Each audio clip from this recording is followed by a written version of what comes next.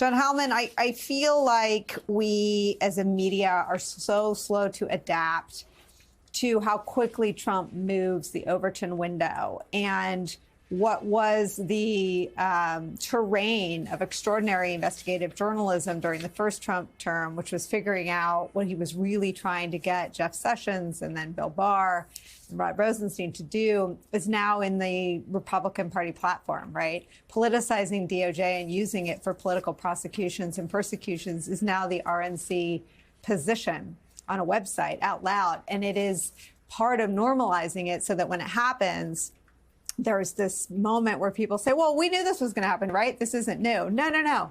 This is new. This is not normal. And this is absolutely what he plans to do.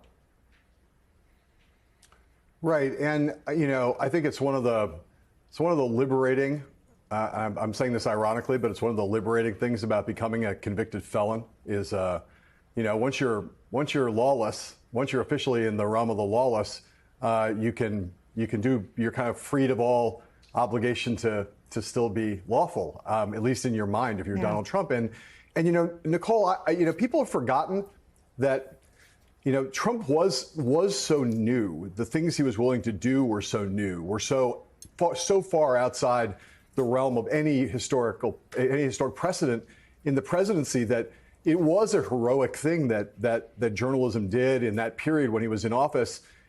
Because all of it was new. No one had really an experience seeing anything quite like that before. And a lot of it was happening in the shadows, right? In 2020, and this is the part that people forget, there was no Republican platform in 2020. I mean, Donald Trump had a convention where they just said there will be no platform. Whatever Trump says is the party platform. It was the ultimate, you know, le parti c'est moi. You know, he was the platform. And that, again, made it difficult because, you know, there was some effort there to hide the ball. Now there is no effort to hide the ball. It's all there, and it's all out in front of us. And so it both the responsibility of journalists and all citizens, frankly, to get their heads around what he's proposing, it makes it all that much higher, the responsibility. But in some sense, it makes it easier because he is really doing us the favor.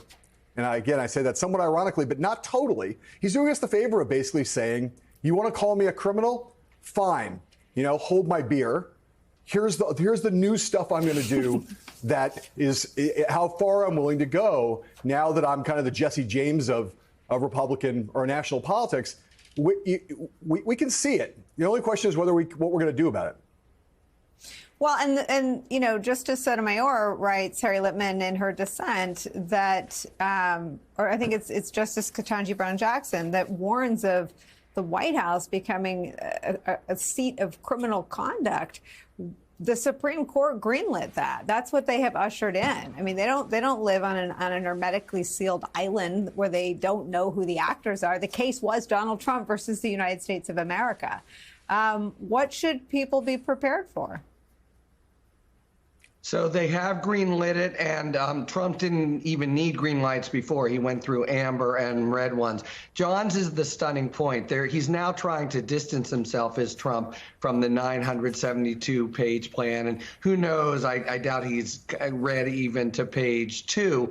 But the big points of it, mainly the complete enemies list of anyone who's ever crossed him, and second, the absolute gutting of the civil servants, starting with DOJ, is just a manifest danger for what Michael Cohen said, but a whole long laundry list, and that is not even slightly hidden. And you're right, and I know we'll talk about this more, but the court has really greenlit it, or at least insulated it, and we are in some kind of serious situation here going into November. Right, where the voters are truly the only people that can stop it if they don't like it. Hey there, MSNBC fans. I'm Luke Russert, and be sure to join me, Rachel Maddow, Jen Psaki, Lawrence O'Donnell, Steve Kornacki, Joy Reid, and many more September 7th in Brooklyn, MSNBC Live Democracy 2024. Click on the link for ticket information. We will see you there.